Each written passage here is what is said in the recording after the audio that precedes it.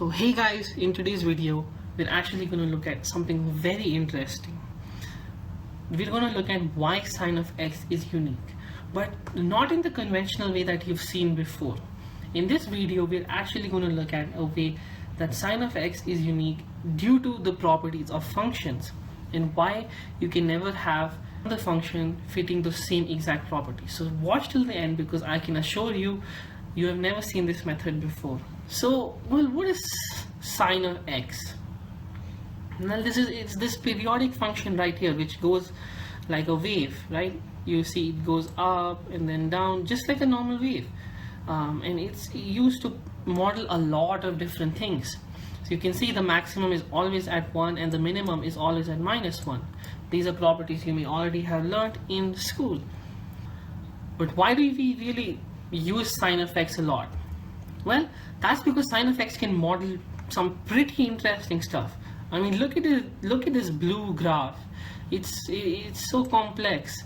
It goes up, goes down. It's so many different places, and it's such an interesting pattern to look at. Can you actually believe that this graph was made only using sine of x? Well, yeah, that's because f(x) can be used to model a lot of different things that are periodic. So that's why we're actually so interested in sine of x and the trigonometric functions. So I just want to give you a refresher before we really go into this.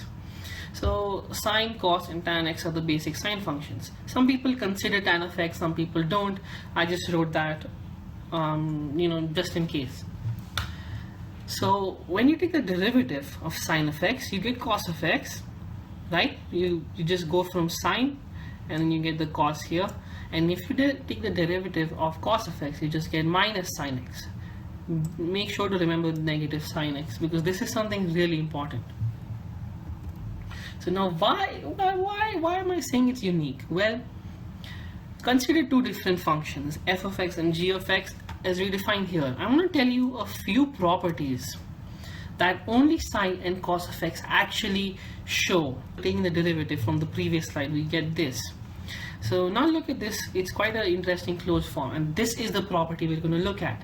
Of course, along with a few constraints, which are that f of 0 is equal to 0 and f of 1, g of 1, g of 0 is equal to 1.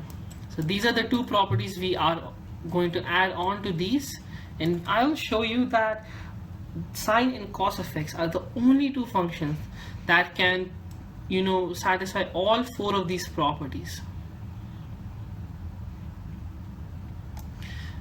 Now how do we go about this? Well, if we already assume that sine of x and cos of x are the only two functions, or if we even say that f of x and g of x are sine and cos of x respectively, we are already saying that these are kind of unique because we are already giving them the values. But we don't want to do this. We want to see if there's something else that can also satisfy this. So we're going to forget that f of x was defined earlier as sine of x and g of x was cos of x. We're just going to forget that. And the only thing we're going to look at are these four properties. And to also make it a bit more general, we're not going to look at a fixed interval, but we're going to look at a bigger interval, minus a to a. And since a can be anything, this interval is not limited. It's unlimited now. So because we can just keep choosing a as we see fit. Now, before we actually continue, we need to prove something. And this is going to be a very important lemma in this entire proof of the uniqueness of sine and cos of x. So we're going to see that if f prime of x, which means the derivative of f of x, is 0 for all x between a and b, that means that f of x must be c, which means f of x is just constant in that same interval, over the same interval. Now this is called the for all symbol, just for people who don't know. This is the for all symbol. So why is this true? Well, think of it. If f of x is just 0, and we know it's continuous, then it's just going to be like a line. Because the derivative, that means the slope is always just 0. It's never increasing.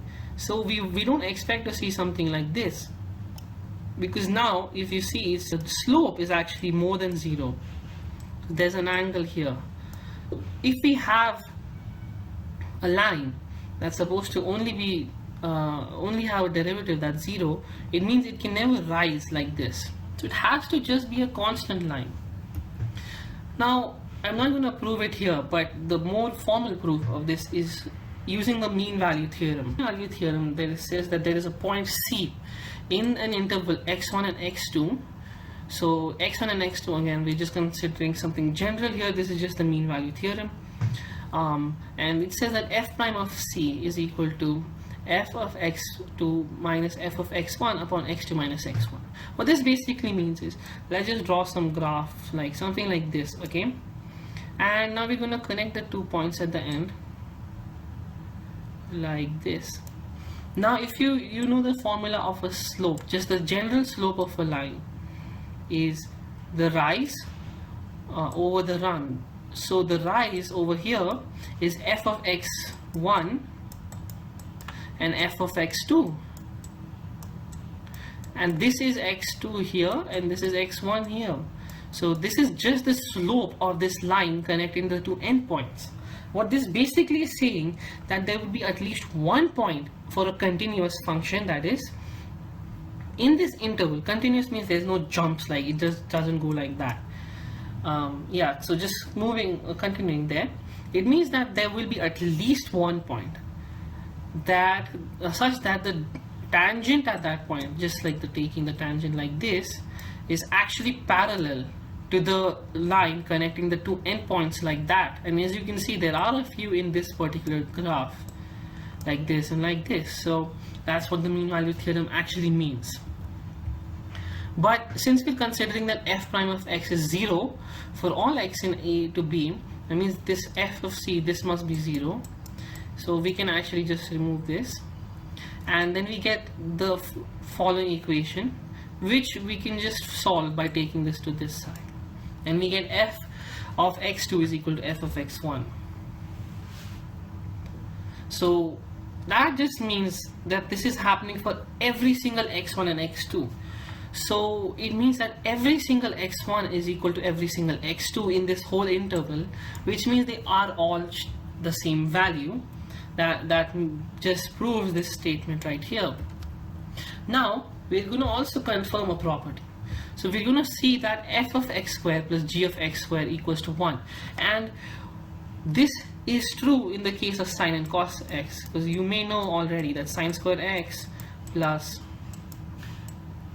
wait, I'm just sorry for my bad writing, cos squared x is equal to 1. We already know that property, which is like equivalent if we already consider that f and g are sine and cos x, but we're not. So we're going to confirm that this property holds even if we don't assume that it's sine and cos of x. So what do we do first? We take the derivative of f squared x. So we get the following by the chain rule.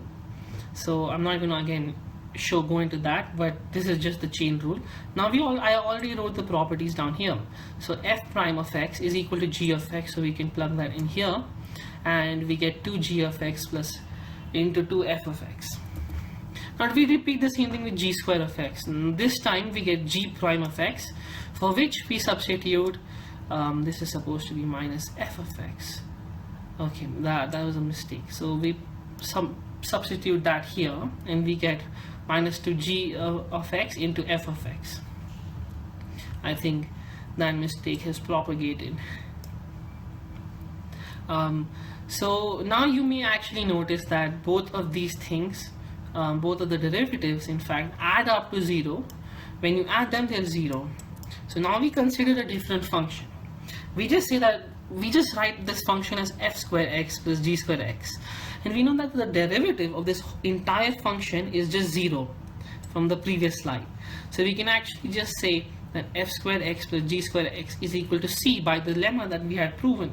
But if we plug in this value over here, that f of 0 0 and g of 0 0, since we have this for all x already, we can get that the c is actually equal to 1. So we have proven our property.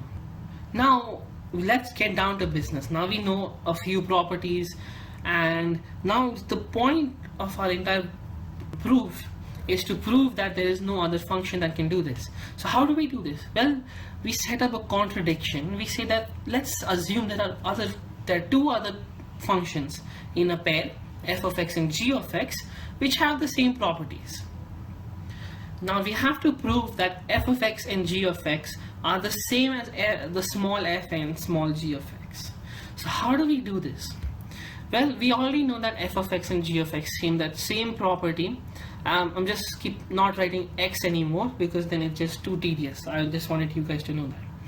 So f and g have the same exact properties as this. So they obviously are also equal to 1 because f square and g square also are. So the big F and big G are also equal to 1 when you square and add. Now let's actually do something. So I'm gonna again try and use something in derivatives, and I kept trying, and after a lot of trial and error, I actually figured out that if you multiply big F and small f and take the derivative, you actually end up with this: big F prime f plus f prime f, which is actually g of f and small g of big F, small g and big F. Now if you do the same thing with small g and big G, you get the exact negative of this. So that's why I had to do a lot of trial and error to figure something like this out, and that's because of these properties. This is supposed to be an f, just to remind you. And yeah, so you can actually plug the properties in here in place of f, big F prime and small f prime, big G prime and small g prime, and you get these two functions which are exactly the same, just negative of each other. So that means if you add them, you get that this is 0. Since you're adding them, you get that they both are 0, which means that g plus ff is equal to c.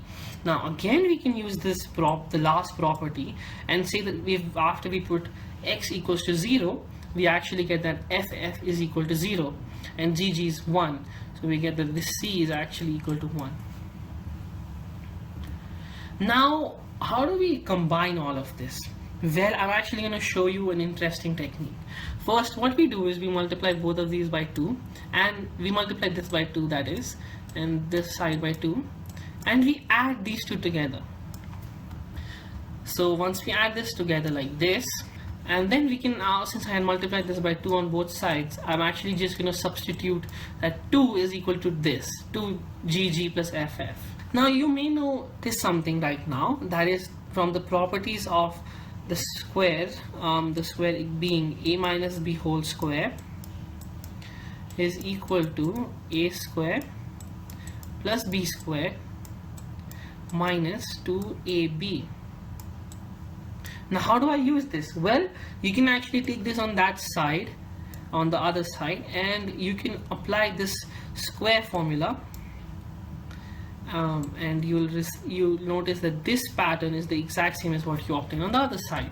And because of this, we can actually combine them and write them as squares. But now we know that f and g, both the big and small ones, are only they're constrained over the real numbers, which means that if you square two real numbers, they have to be greater than or equal to 0, like x squared is greater than or equal to 0. So that means each of these are both greater than or equal to 0, but that means if they're summing up to 0, they both individually have to be equal to 0. So what does that mean? That means f is equal to big F is equal to small f, then big G is equal to small g. And hence we know that even if there's another function that assumes the same properties, f over here, we have that big F is equal to small f and big G is equal to small g.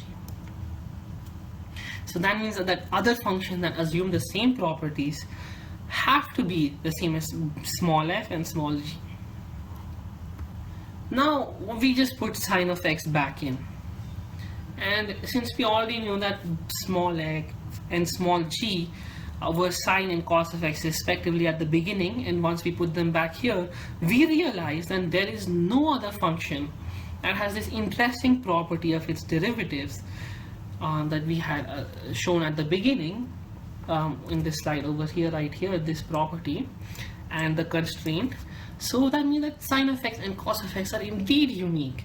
You cannot have any other function that will have the same properties and the same constraints.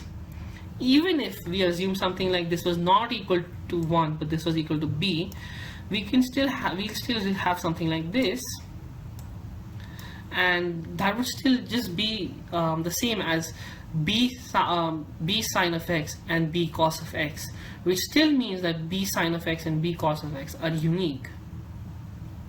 So yeah, that's why don't underestimate the sine functions. Thank you guys for watching. I really hope you learned something from this video. I had a lot of fun making the video myself too. So I would be really grateful if you could like, share and subscribe, because these videos take a lot of time and it takes me a lot of time to find these problems as well. So thank you so much for watching. Have a great day. Bye.